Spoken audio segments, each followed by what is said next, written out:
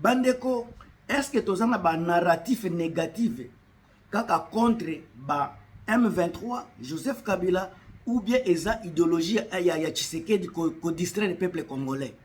Lelo batu nyos toza koyoka batu ya Tshisekedi, batu ya Union soki sacré baza koloba kaka Corneille Nangaa a pris les armes contre son propre pays. Bamisu bazoloba Bertrand Bisimwa asimba manduki contre son propre pays. Bamisu baza koloba Joseph Kabila asimi manduki pona contre son propre pays. Ba narratif wana eza ba narratif moko ya ba faible. Ya batu oyo baza koluka sepenti ya peuple congolais. Mais nini nde eza ko se cacher si Kabila ko wasima makambo wana. Maloba wana pourquoi baza koloba yango? Ngana za ko pesa bino ba information na kati ya émission oyo. Mais avant na kota na kati na kolakisa bino ba sinyo mike pour bo comprendre ce kana zo kende. Ndeko nanga bolanda émission oyo et puis tolanda. La fortune, ce n'est pas la quantité d'argent que tu as. C'est comment tu gères ce que tu as. Et il y a des gens qui gèrent tellement bien le peu qu'ils ont et il y a des gens qui sont irresponsables. Deux problèmes pour nous avons une expérience. On a un budget de 4 milliards à 16 milliards. Au fur et à mesure, ils ont matin, par rubrique, ils ont par prix, ils ont bakisama. Banang, ils ont bakisama. Pour ça, il faut bunda. Si on bundit, ils ont qu'il n'y a pas. Vous m'avez dit que 30 millions de dollars jetons de présence dans une cabine. Donc, c'est ça le problème de ce pays. Donc, c'est juste on a mais c'est ça le problème. Je vous ai montré. Boyoki eloko ya liboso yango yo.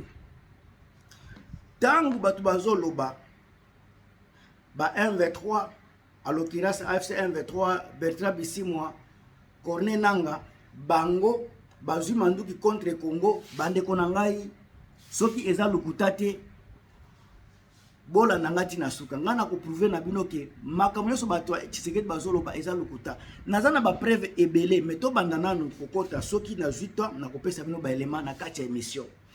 Encore une fois bandeko, merci na présence na bino na kati ya Chronique de Net TV. Awa leki ya François Mbuku Kasa président FMK mwana ya mama Marie Antoinette Makayabu noko nangai Chirac Makayabu kote kuna grand frère nanga Crispé Kayembe. Bandeko bienvenue na kati ya place bosepelaka mingi pona banalize. Thérèse Disabe na pesio mbote ya trop. Corneille Nangaa Bertrand Bisimwa batikala jamais kosimba manduki contre Congo. Jamais c'est lukuta. Bango ba se révolter contre mauvaise gouvernance ya Tshisekedi. Corneille Nangaa s'est révolté contre la mégestion ya gouvernance ya Tshisekedi. Bertrand Bisimwa s'est révolté contre l'injustice sociale na mboka na biso. Bertrand Bisimwa s'est révolté contre les détournements si excessifs na koloba exagérés na mboka na biso. Corneille Nangaa a se révolté contre division o eza na mboka na biso. Tellement que bato Tshisekedi bayebi kolela, bayebi ko falsifier histoire, bayaka na makambu o bayebi ke population akosepela nango, bayaka toujours na makambu o bayebi ke so tolobi Rwanda, tolobi Kabila, tolobi Nangaa, bato bakopesa bango raison. Mais lelo mokili esi changer. Tout le monde a na connaissance na makambu zoleka na mboka na biso. Si pas tout le monde, mais la grande majorité du peuple congolais, bazoyeba nini zoleka na mboka. Ngana zako informer bino encore ko insister sur likamboyo. Tshisekedi na bande na bazako falsifier histoire. Anokeka Bertrand Bisimwa telemela Congo. Ano parce que zamboka na ye. Anokeka Corneille Nangaa telemela Congo. Anokeka Joseph Kabila telemela Congo. Bango tu bazako telemela injustice ya Tshisekedi. Bango tu baza contre ba pillage systématique ya pouvoir ya Tshisekedi. Bango tu baza contre injustice na division eza na mboka na biso. Bango tu baza contre dictature ya Tshisekedi Chilombo. Sikaboye bisanga na loi nini nde pekisi mutu azala contre Tshisekedi. Loi nini na mboka na biso epekisi mutu ase révolter contre mauvaise gouvernance. Loi nini bandeko bola kisangai. Awe za mwana ya mama Marie Antoinette Makayabu mutu aza kosolola. mwana ya mama révolutionnaire, mwana ya militante, ya combattante ya premier rang. Awa nga mutu naza koloba yango na yebi makambo ya mboka. Mama nanga aza mutu ayebi makambo ya mboka. Banoko nanga Chirac Makaya bayebi makambo ya mboka. Sika bino boya ko contredire nga na kati ya commentaire bobenga pe botu boyebisanga soki vraiment ya solo Corneille Nangaa, Bertrand Bisimwa, Joseph Kabila bazwaki manduki contre mboka. Do alors soki mboka nde komi Tshisekedi wana bokomi ko exagérer. Tshisekedi aza mboka te. Intégrité territoriale aza censé ko protéger yango, il est incapable. Aza censé ya ko sécuriser peuple na ba bien na bango, aza incapable. Ye au lieu ko sécuriser population, aza ko diviser population. Au lieu ko sécuriser peuple, territoire, aza ko diviser mboka. Boye bisanga makambo ADF. Boye bisanga makambo ba soki o bazana ba Ituri. Comment Tshisekedi makambo na nyoso aza ko viser kaka ba 1v3 ba FC 1v3. Pourquoi pas makambo o ezoleka ba mubonda lobela kangote? Pourquoi ba insécurité oza na Katanga aza ko lobela ngote? Ndeko na ngai naza je m'en fous. Na yebi ke YouTube bako bloquer chaîne émission, tant ko bloquer chaîne. Parce que YouTube balingaka te muto aloba makambo ya vérité pona ba o baza ba FC M23. Mengana koloba soki ba bloquer na kofungola mususu parce que bino ba peuple congolais boza obligé boza censé akoyeba makambo zoleka na Congo. Tshisekedi a détruire mboka na biso azika tango aza koyiba aza kokosa na kombo ya Kagame. Tango aza koyiba azokosa na kombo ya ba M23. Kagame aza kobundisa biso. Est-ce que Kagame mutolobaki Tshisekedi aboya kufuta kabatu? Est-ce que Kagame mutapekisi Tshisekedi a futa kabatu? Est-ce que Kagame mutalobi na Tshisekedi abongisa kurate électricité?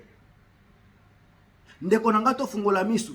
Joseph Kabila atikaki Transco na Congo, atikaki Congo Airways. Soki lelo eza lisusu te, est-ce que eza faute ya Kagame? Est-ce que eza faute ya constitution? Est-ce que eza faute ya 1-23? 1-23 bazana na Kisasa te. C'est lui qui gère Kisasa, c'est lui qui gère soki Équateur, yem toza ko gérer ba Congo, yem toza ko gérer ba partout. Soki aza ko échouer ba échec na aza ko loba eza faute ya 1-23. Échec na eza faute ya Joseph Kabila. Lelo komi faute ya soki ya constitution. Bandeko, le seul ennemi à Congo, le seul et le vrai ennemi à Congo, eza Tshisekedi na régime ne mobimba. Maman Thérèse Kwaikwamba mama wana il faut yeba ke ye aza allemande aza congolaise te. Allemande congolaise te. Alors makambo kolobeze ebele. Makambo kolobeze ebele oza makambo ya mboka, makambo ya mboka batika kokosa biso. Corneille Nangaa a se révolter contre ba abi ya Tshisekedi. Corneille Nangaa, ba Bertrand Bisimwa, Joseph Kabila baza ko se révolter contre dictature ya Tshisekedi. Et bongo ba Moïse Katumbi, bango pe baza pour Tshisekedi, baza contre mauvaise gouvernance ya Tshisekedi. Tout le monde aza ko senga na Tshisekedi, bazo misa kimia. Tout le monde aza ko senga na Tshisekedi, tozala bomoko. Mais ye Tshisekedi azol na ebite. Un voyou, un délinquant. À un moment donné na lobaka merci Joseph Kabila. Parce que avant Joseph Kabila a payé sa bokonzi na batu oyo, toze komona on dirait IDPS ne bayebi makambu, baza batu baza sincère. Merci Joseph Kabila encore une fois kolakisa biso vraiment le vrai visage ya bandi oyo ya IDPS. Lelo mutu ata mon côté akoki koloba IDPS baza boyena boyena. Mutu nyoso yebi ke baza mabe. Mutu nyoso yebi ke baza ba voyou. Mutu nyoso yebi ke bazo ko falsifier ba histoire. Mutu nyoso yebi ke baza ba délinquant. Alors bandeko eza na émission makambo kolobeze bele boyoka likamboyo. Boyoka eloko oyo ebongo bopesa ba point de vue na bino na kati ya commentaire. Eza eloko tiko salema ya même pas 1 heure d'état, je pense que 2 heures d'état oui déjà. Boyoka. Le préalable pour la participation des Sauvons la RDC au dialogue annoncé par le président Tshisekedi. Il n'y a pas de préalable. Il y a l'exclusion d'un dialogue national exclusif, c'est-à-dire limité à l'union sacrée et à ceux qui sont proches de l'union sacrée, mais nous autres, nous sommes exclus. On ne nous a pas exclus, mais ça ne nous intéresse plus.